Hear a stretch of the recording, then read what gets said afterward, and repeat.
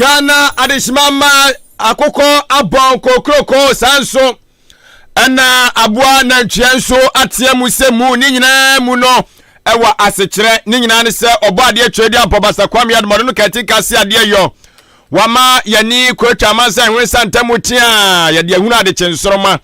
adishimama mamu nyina mo achen amamakwa badeba amansan agiatumu kasafidie Ahenkan 3.3 FM so Kasa video butu ma kokko kanema na eye apoya mantemu achem aboabo ma me akua afrakoma batampa studios na yese enkonya ensema wode ensem kyerefo adawro ma wate asuo na watena kwadwo apakase bodem etintim jagu enkata so wie ye osemufo panyin wa gina tentene wasoni mukroje dedika na safata se anopai waso etie ene yede enso so enam kan na se nenso efa ema me se enne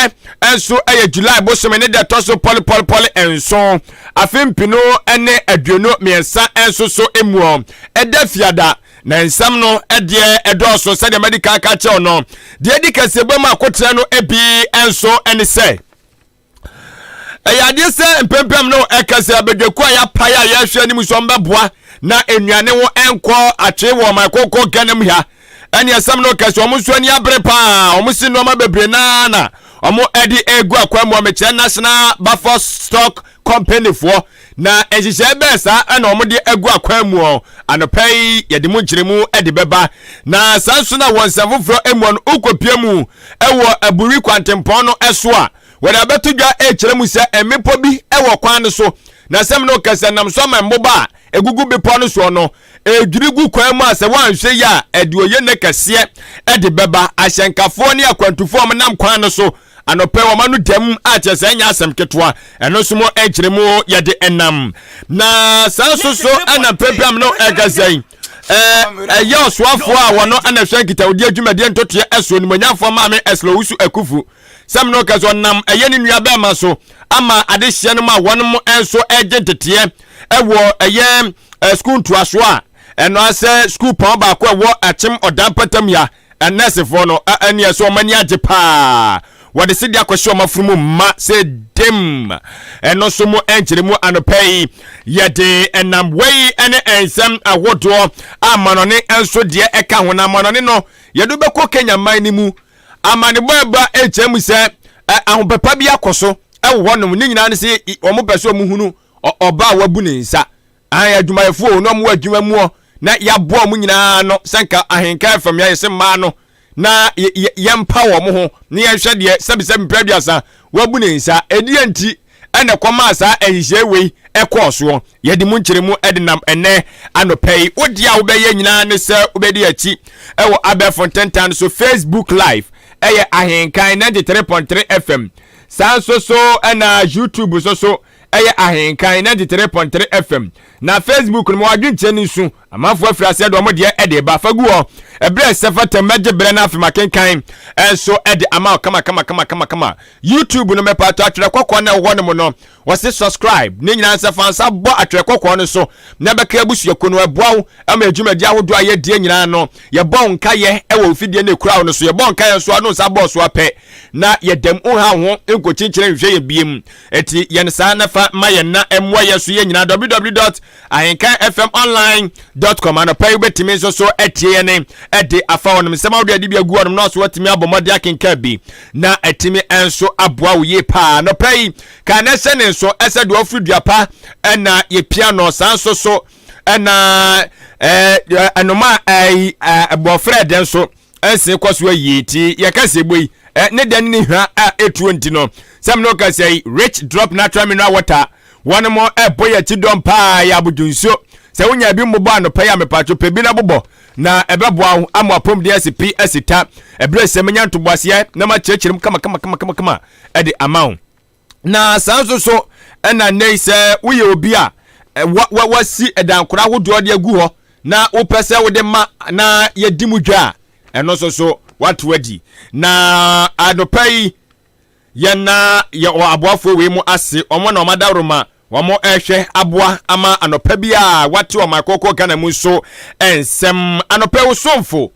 me adwen pa hene kofi message ne papa na papa endi wanim kan afi pe akunya ne tena so jiwasum ensem na mu nkyeremu sade asibetie na fata me de bawram enso ede amawo. Good engineering, you have the corrosion and good pharmaceutical. Mo akrobeto ya dasia no pay na ye nsem no ase ede amawane edo enso ekọ eye yene akase ya pu mantam ya no mo akuapem kwantempo a eboruam ewura eye Togo rate wono enumu ene edo ebu awura sa kwantempo ya soso ebi se eye aburi kwantempo na Ahenkafo ene eye akwantufo a wonom enam sa kwantempo esuo na no pay woman ani demu a yenya asem ketwa ni nyina ne se omo se Ahenkan Kasiebo yemmom na afe osoafo a wono na ehwe enwumanyuma ene eye afiafie dwumadie ne ntotoye esuo mekere Ministry of Works and Housing osoafo hwe wono no omo se ne pa eno so eye onimonyafo Francis Asenso Boache onu kura ya ogopiemu asante mantam ma bantama bato bezua so woye wonom amra sebedwani enye wono kwa o wonom echemu se osoafo nso onu na hwe akwan ne akwantempo dwumadie ne ntotoye so onimonyafo akwasi amu akwata no pe wono so so mfa na so mfam yen ezan se Ahenkafo ne akwantufo mo nam aburi kwantempo no so se omo won se bebre eka ede kire wonom omo chem se ampanfo mienu animanimu ya omo twom ani mehwe aburi kwantempo no ezan se sisiam no kasai wo se kwan ne de eda so kama omasie na so se ya nhwe ni ya oye ne kase ne betimi asi wa kwantempo sisa me no kase kura no akwanhia gusu a esisie ama ye hwere akra ebimu so prepra na ni nyina ne se wo so duru wonom a honom no aye bepo sa kwan na nkasa no mepo ewo so na sa mepo no ana nkrofo nso so akosi wonom edan ediasi mepo no so enam so ama se ensuo egugu pe na eye emoba egu eye bepo no so no na esane ebegugu kwan ni mu enu ti se oye sankani na wonam kwan ne so na wanto obo ase na udimirika tente wanhwe ya na sa emuei ebetumi ayi wo hye no krampo ato atwene baabi na ni nyina no eye hawa samno ekasem akwantufo ne Ahenkafo monam kwantempo no eso ekyeremu se wonom ekomu pa tuwadie womode adesade ede nam eye Ahenkan Kasiebo so anopa bosuo yiso womo ekyeremu se yemmom ema sampanyfo mienu amebo mu tinyi wonom enhwe na omuntu anamo sede be betumi enso aboa amennomatimi akọ Ahenkan omo kyeremu se sansem ya wonom ekan anase sa hawe ya omo kan wasem yi enya de dikan a wonom ekan wasem ni ene wonom akwan na so omo kwan pe anaso omo kan wasem pe boso na mpanyufo edimirika no mababontere o munya ntoboasia ye de no ma egu akwa so o enche ye behwe na aboa no kora emma kwan mu biem no ma beto omo mrade se ya no ma jomo eno anti no omo ani abre omo amu kyeremu se sisi ababiade na duru ne de aduru ani birisam wo wonso de asabi o kan ni bire so eto ono mo sere pa kyerem asampanyufo hwe na ni manimu ya no omo mpanio ma agodom betim de egu akwa so a sao hawo no ebi entu entimi ensibiem sa akra dodo a ye hwere ewo eye aburi kwantepon eso no ha dwene bebiri enu achi no mu kyeremu se omutu ono mankasankasa nuanom no made hyerenom so efo a wono makosisi dan edi asi eye motan no atifi wonom no omo ka kyere wom so omo so entu omofo no mu se bia ya omo asisi omo dan asi no da chi akwamba bia no wanhwe asebisebe mpraduasa ohaw anasa torenchem kase betimi enso asipa enti kwabe ya kwa muso kura no mutu omofo na se ombetu afisa bia ye ho anadai omuguso omusisi edisi emebo no atifi wonom no ekwonom enyai sade be ya betimi enso aboa na da achen anase wo kyena bi no yenko fa ohaw biara ene amane biara enso so emuo. About 3 days ago, I encountered an accident here, driving home. It's a major problem here. Mostly when it rains, it normally wash off the stones down. So we advise the residents, those people who build on the mountains, to stop it. They didn't listen to advice, so they put it on. It is washing gradually. So we are even afraid of them. One day, it will just calm down. Everything will just fall off and calm down. And Ajua, Uba, double car, boss, or mobile. So we are visiting driver, human, because we are the speed in the sun, and has it, or more for the money problem. Na ebono egu kwan no so kwa ma ne dangerous ase ensuo no eba enti ebe sempanifo se esoro no mama kwan ma mu si edan no enkane no na ensuo no ba ebu anim ba se de ateche ne abo na eba adeshimama eni a wuti yei eye Ahenkafo eni akwantufo a wonum enam aburi kwantempo no eso ena wonum de omade hyede kase ede eto empanyufo a omo ehwe oman titiriu eye ompanyifo a wamo etua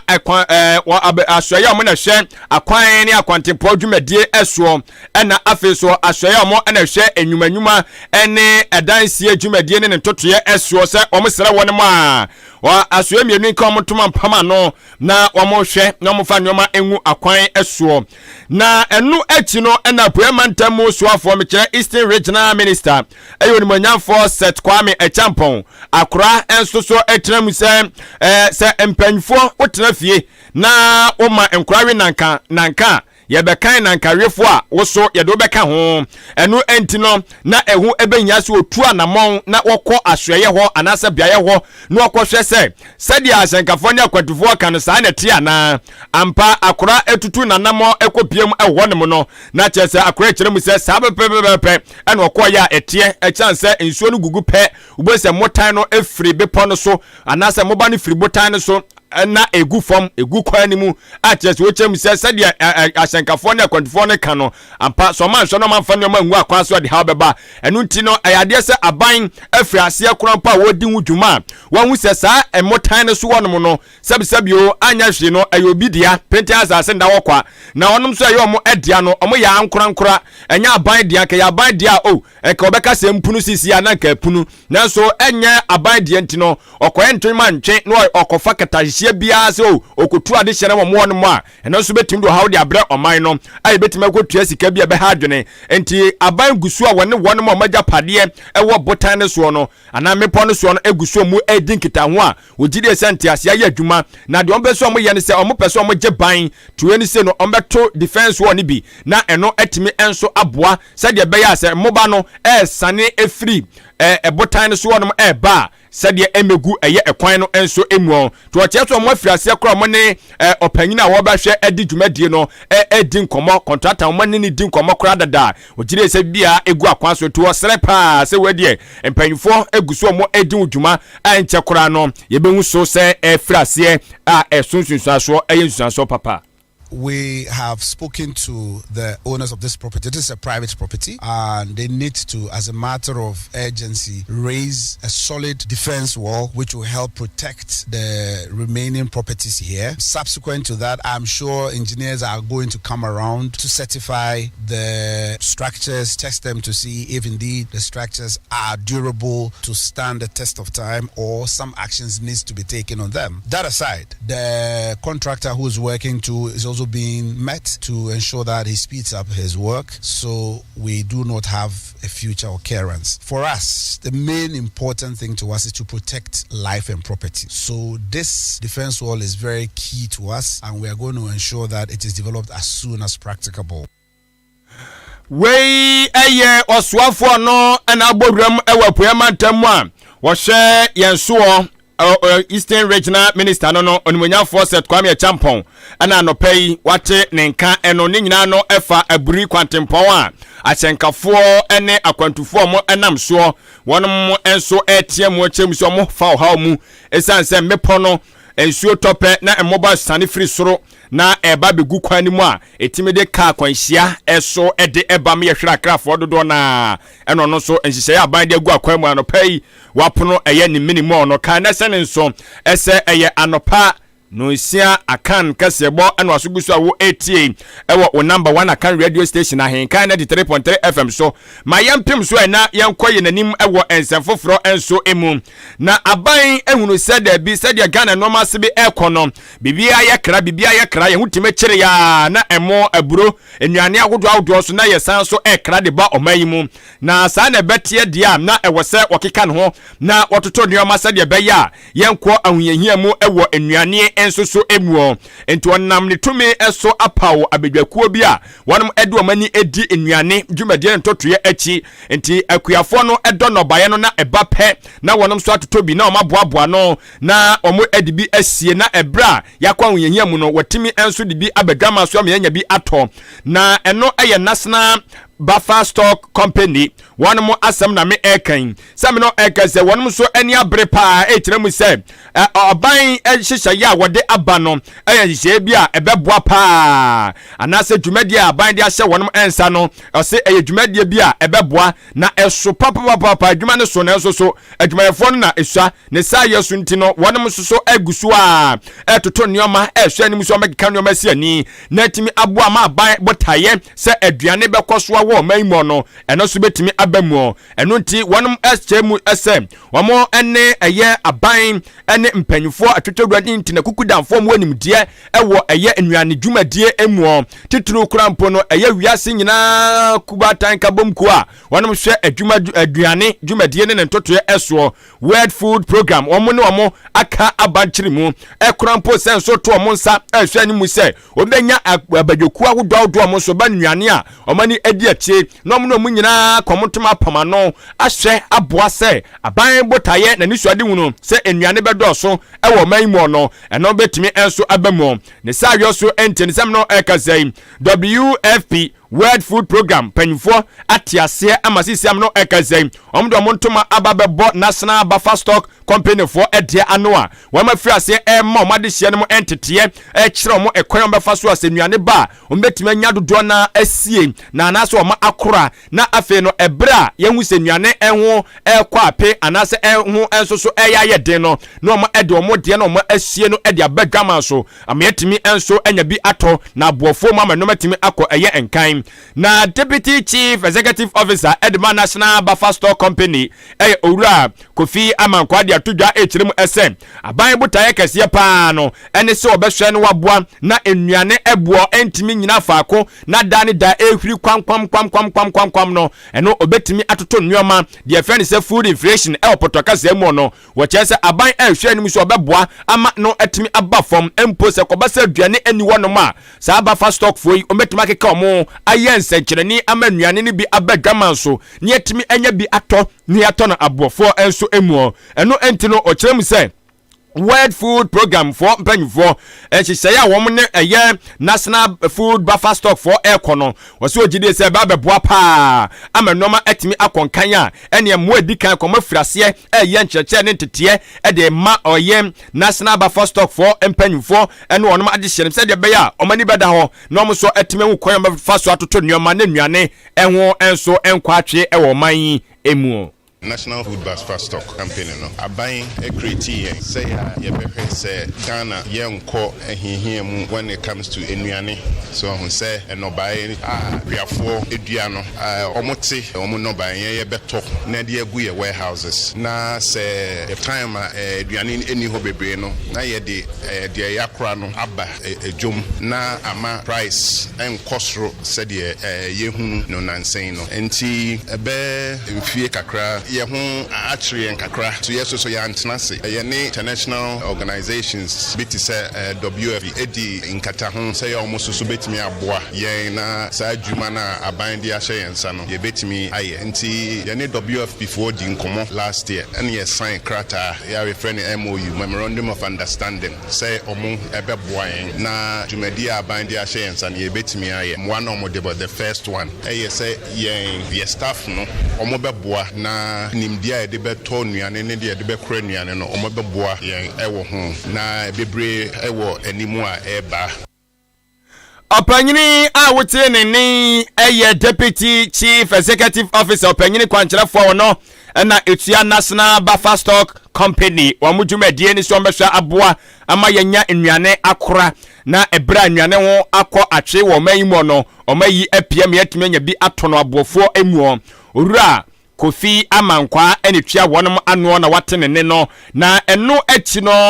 wɔ ɛyɛ nkyerɛkyerɛ dwumadi ɛkɔ so edema National Buffer Stock Company for asɛ no na ɔpanyini a wɔno nso so kopia mu asante mantam a wɔno ɛna ɛyɛ ɔpanyini kwankyerɛfoɔ a wotua asoyɛ mo na hwɛ nnuane ani kuayɛ dwumadi ne ntotoyɛ ɛso mekyerɛ Asante Regional Director of Ministry of Food and Agriculture eye onimonyamfo John Menu ono so echechirimu edi tudwa echirese mpepe ameno ekasei aban afriase so obeka ya planting for food and jobs no amafo bi mu chese o agu ni adeade o chese menka nchira na misi ni pi fama o se adwumade enwuye aban korampo asa hye phase 2 no ase na chese ne fan etoso ndu na aban afriase a we no ebeboa pa manuane de dodo na timi enso aboman enso emu ne sayo so nti no osre pa se National Buffer Stock Company for nam se adwumadi aban di aban so no mo enhwe se ombetimi afa kwan nyina na sa kona sa nyina so anya ennuane ne toto na no mo akora edi ama yisan so obi nim wo kyena asem se de be ya wo kyena bi se koba se ennuane ho enso ekwa atwe a mo etimi aboa me etimi anya bi nso so edi. We say planting for food and job by you so the by say aduane bui and the planting for food and job 2.0 say phase 2 aba phase 2 ne say and no aban na yen hye say benya aggregators say obi a ono no e de ono anisika ebe so kua ni na sen no adua na ono anso aye den atofie kuafo no na ne buffer stock ye de amamani age ho pa ne say aggregators na e basese no and nye obi oye 1 acre 2 acre nko the PFJ 2.0 no e kita for big time farmers and small scale farmers nti obi oyekuani bia so ye nikitwa so ye nikese nti ya kire nse now we are targeting the last case ni ade no ebema aduane abumo ebumu a sebi wa hwe ni nyina mi ye gwan yintimi nti eno na nafko susu no ese on position na omtimi tu nuane ye den egu Opanyina wote nkan wono eye Asante Regional Director of Food of Ministry of Food and Agriculture Onimonyamfo John Menu anadishimama no pay wono so wate ne nyina ne yakwa befa so betumi aboa ne nuane yenya dodo na enso ede asie na mayento asoi na yenko yanim ewa no pa no si Ahenkan Kasiebo no enso so emuo yede wo eba yankasa yempatam ya no ma na eyade se opanyina Ubowrem enso so ewa asom na hwe kitawdi adwumade ne ntotoye eso wono na ye osoafo a wo hwe asoye eso onimonyamfo maame esla owusu ekufu empepa me no ekase wonam ne nua ba ma wono kure ya ena sanso eye assembly member edema adehiomo asane ye electoral area eso ahwe aboa amadehie no ma wono mo achim odan community health nursing training school mu omo ensetimi akanyo bia ebetimi aboa pa mo madesua no omu masua no etimi enso akonanim na eye assembly member edema adehiomo asane ye electoral area eyo onimonyamfo papa yaw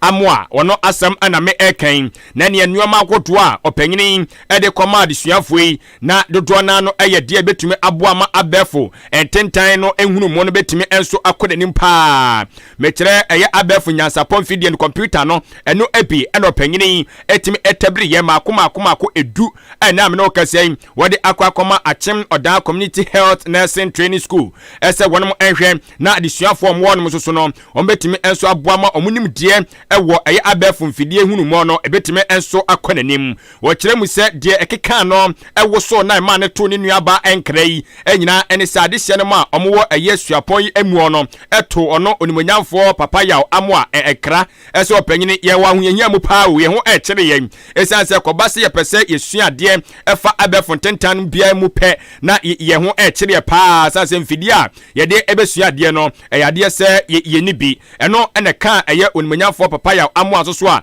eja won so chem se ba akofo ne sanso nyame ni katenti ono so eto ne nuaba enkra onimonyamfo maame esra owusu enkra afenso onimonyamfo Alexander Gosia koyem na sebedwani ede ma de hyomo odan ene ne patamu so oto ono so enkra enti eja enkra tu ani mu ano ena ne nsa etimi eka enuoma ne ebia watimi de akoma adesuafo no chem se we ba beboa ama enuoma timi akonkan ewo eye abefo mfidie no ehunu mo no enso so ewosuapon no emu yenti onimonyamfo papa yaw amoa ne nsema wode tu dwa no ebi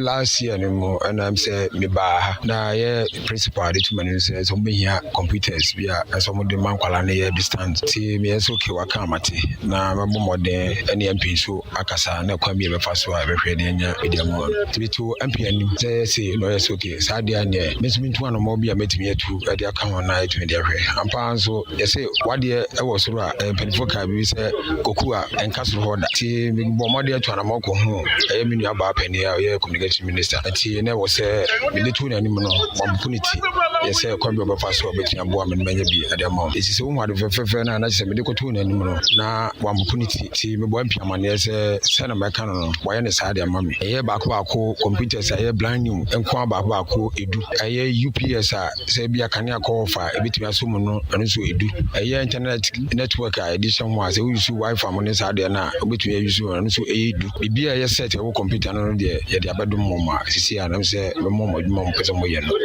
ɛkɔ so More piafo wei eye assembly member edema de hye no mu a won mo asane ye electoral area no so ebutu eye achim odan abato empesua esontimi gusu a mema wo nkyiremu no Kwame Asante Adaroma na so hwe ho emfonyini ewo Abefontentan no so na timi enso aboawo na eno echi no na opanyini a wono okopiem ewo suapon baako no ebutu achim odan ne mpesua esomekere achim odan community health nursing training school enso emu a wono na hwe toto nyoma na kwasibroni se oye principal eno eye onimonyamfo Jones Abeka ba wono so eda assembly member onimonyamfo papa ya wasepa wone ne nuaba onimonyamfo Esla Ousu Ekufu enafe achim odan mra sebedwane onimonyamfo Alexander Kosia kwaso odoma sepa ne achede a wonom enso ede abrade suafo no siwe beboa ama mofra no omungumasua ene omunim die timi akosoro titiro eba no abefo mfidie no ehunu mu a Kufo ne dwumayefo nyina na mu di aseda kase ne ma honorable papa yawo ne bi akoso honorable Esla Ousu ne bi nso akọ honorable Alexander Kwasi akwa ne bi nso akọ education committee a honorable ati ne nyina ye de computer ne be adwuma sisi a nurse ne midwife atete no ye de computers ana chiro nso hwe okọ hospital to patient ne ho ne magu folder so sisi a bibia o computer so na obusa ne se ye be hwe so yi ana ye ka maintenance culture the whole Ghana amafo ba ha bisuan yin ye go an ye school no ye work at 34 years ka bi de great work no omtoma hospitals omtoma health centers kona kohwe omom de ye de da so adwuma edan kwan so da bia anti ka maintenance culture we are on parod sana ana we are second to none school is 61 years umwa po bibire ba ko ba bia is our maintenance culture ye behwe so yi na ye de atete nurse for ene midwife for no number be ye 24 papa abo man yi enti Oliver Twist e beka de bimbra biem ye hia bebre enti we ne di kan a titru ye brand computer sedia e be chamayin wei eye school panyini a wono na atua achim oda community health nursing training school ano Owura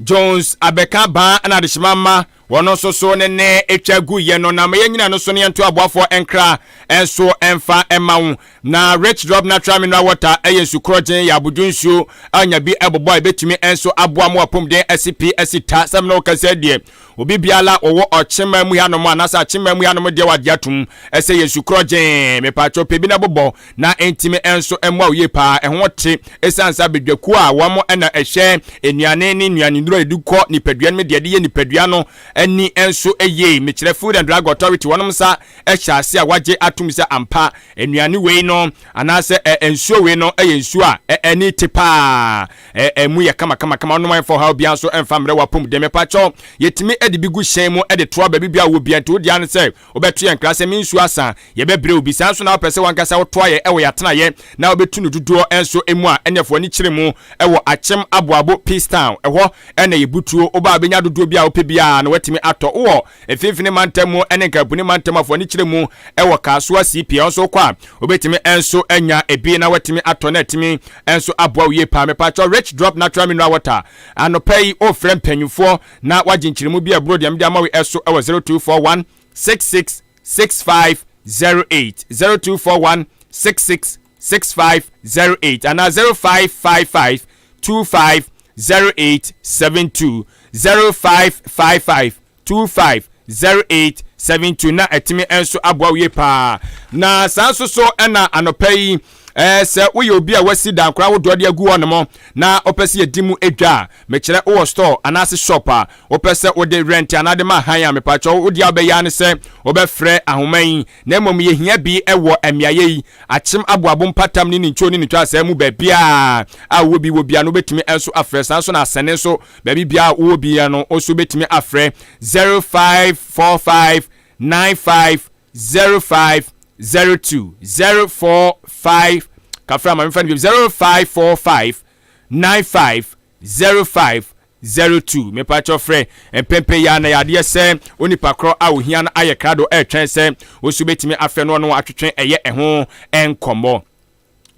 na mayamfa Kasiebo no ko obi emman so na yenkɔhwie enso ɛwɔ na dwumadi a ediwo entoa so emfa emmaw Kenya man no mu ene yedewo enso so ɛkɔ na ɛhɔnom na obowura mu a dwumaku a wato din sɛ Browns Food Company one mo adwuma yefo agya de ekoba ye echemu se emma one mo adwuma no mu nyina no adwuma no mu panyini awotwa one ma no eboaboa ma ni nyina no adaya mo pepa wo mo ho na won hye de sebi mpraduasa obu ne nsa na eno na payfo echemu se ade na opanyini pese wo yeyi ade opese wo ye de tia mra o na de kan opanyini ya wo kire mu se oboaboa eye na adwuma yefo emma ni nyina no so pepa mo no hye de obu ne nsa ni nyina enso ene se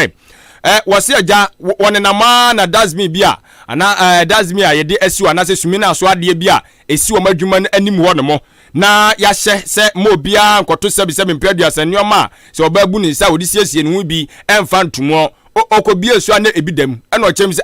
na nwan na di sansem wani wo beka ma mo adwuma mo bia se nya ono a obia se nya ono a ensamoni nso ne agiche din na ye nwo nipa koro dia na chese begire ti sa na tie dia ekwan ode befa so obehu se ampa na dwuma yeni na di sa ensemone no na o kire mu se ema na omo nim nyina obi an bepa no ho na wonhwe ampara ya sa agura ampa oma no mo adwuma nyina obi a bepa no ho ama na hwehwe mu na eno enanam so ebie ama senator wono ewo empatam wo no mo maame Gloria owomba ode tudwa echemu se adabi sa diama opanyin no aye no sebi mpraduasa yensemone yensemhunu etia emla ne hyehyeye ene sayo so entinisem no kazei wama posifo akwakoso opanyin no ensa se yono so yenko na yemfa no kogina mamra na no sanse untimi enkotieti obi fa hodie so sa watibida wabra ye nyina ye hwese sa de wekure betu ase se obi na mano de se cheche wewabu ni sa ye hwese ebeyi sa sebi nnoma na de free wono mo no na so uguso na oye sa de tuye we ya na chese ohunu se dabi opanyini no wanya de kura tisam no kasei wamo ama posifo enso ensa aso opanyini ono na etua Browns Food Company no nyamia nim no kroma fa ne di ama kamebo ama ododo enti opanyini tisam no kasei wogina amamra na no a wono so amamra na ehwese ene no ebedie sade se na efata sansem hunu we pa de dabi ni kwa se ko na adwuma mu ya odi ayenka se adaya obi akoto pade de ato ye dasmi munti no ema wa nyina ngoro mo ho watibida na we kura so nyasa kokua mu ono kwa na kohwe o boni free show da bi to anya de tisam no kasei na so aye sitie no so ensam no we eya amana ne Kenya de apie afri wonom enso e de banabusuafo aseda kase ekọ e de ama Kwame Asante na Daroma ena ode ye kwa be Fontentans Facebook live ena afei YouTube live ya dana se Owura Bilima ye technician on duty ono so na hweye se obetie kase dwumadi na woso watimi afili na Kwame Asante mebra na so na de ma me fanto so ababa wa fefefe ya oda so e wo Facebook live yi eye abna cha juluju ya semtwe ni odi dwumadi wa Asante mantamu enne